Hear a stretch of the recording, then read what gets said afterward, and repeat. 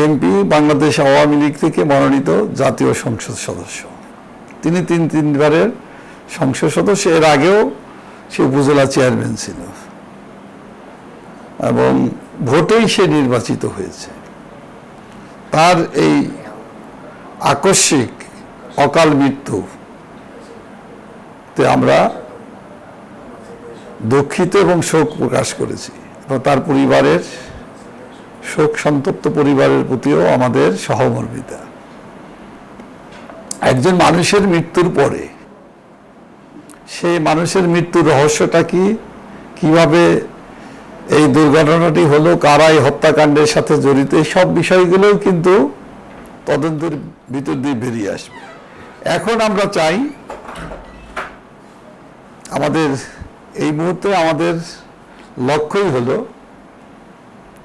তার হত্যাকাণ্ডের পিছনে কারা দায়ী সেই দোষীদেরকে শনাক্ত করা এবং শনাক্ত করে বিচারের আইনিভাবে বিচারের ব্যবস্থা করা। আমরা এই বিষয়টির দিকেই এখন সবচেয়ে বেশি আমরা মনোযোগী এবং সেই দিকেই আমাদের দৃষ্টি।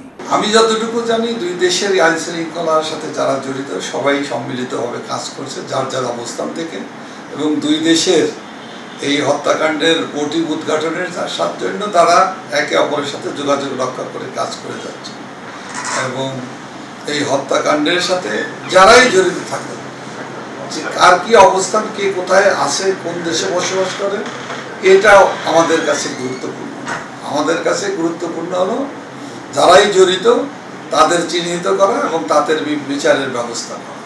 তার আগে আমরা যে কাজটি এখন আমরা চেষ্টা চালাচ্ছি সেটা হলো তার ডেড বডি যেভাবেই আছে সেটা উদ্ধার করে দেশে ফিরিয়ে এনে তার সৎকার। নগদে 500 টাকা বা তার বেশি পেমেন্টে পেতে পারেন ঢাকায় জমিসহ 20 কোটি টাকার পুরস্কার। কে কোন দেশের নাগরিক এটা তো গুরুত্বপূর্ণ না, সে তো বাংলাদেশেরই তো বংশোদ্ভূতভাবে বাঙালি, বাংলাদেশেরই মানুষ। সুতরাং তাকে বাংলাদেশে ফিরে আসতেই হবে। একটা মানুষ, একটা অপরাধী অথবা একজন খুনি চাইলেই আইনের ব্যত্যয় ঘটিয়ে সে টিকে থাকতে পারে না। সুতরাং আগে বিচারের ব্যবস্থা হোক, বিচার হোক, অপরাধীর সাজা যখন ঘোষিত হবে তারপরে পরবর্তী পদক্ষেপ নিই। এখন আমাদের প্রয়োজন খুনিদেরকে চিহ্নিত করা, খুনিদেরকে আইনের আওতায় আনা। আমরা এখন কোনো কিছুই ভাবছি না। গণমাধ্যমে অনেক ধরনের কথা বলা হচ্ছে, এর কোনটা সত্য, কোনটা অসত্য, কোনটা বানোয়াট, এখন এগুলো নিয়ে আমরা কিছুই বলতে চাচ্ছি না। সময় আসলে এ ব্যাপারে আমাদের আওয়ামী লীগের পক্ষ থেকে সময় মতো প্রতিক্রিয়া জানানো। এই সকল প্রশ্নের জবাব দিবে জনগণ, কারণ জনগণের ভোটে সে নির্বাচিত হয়েছে। সুতরাং ভালো কি মন্দ এটা কিন্তু এই মুহূর্তে বলা যাবে না।